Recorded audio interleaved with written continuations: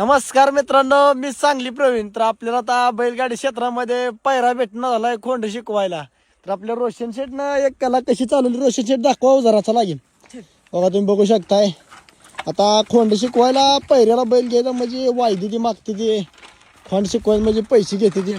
जरा रोशन शेट पळवाय बघू पुढं. हा बघू शकताय कशा प्रकारे पळतंय. तर मित्रांनो बघू शकताय कशा प्रकारे खोंडाला शिकवलं जातं. या अशा प्रकारे तुम्ही सुद्धा शिकवा.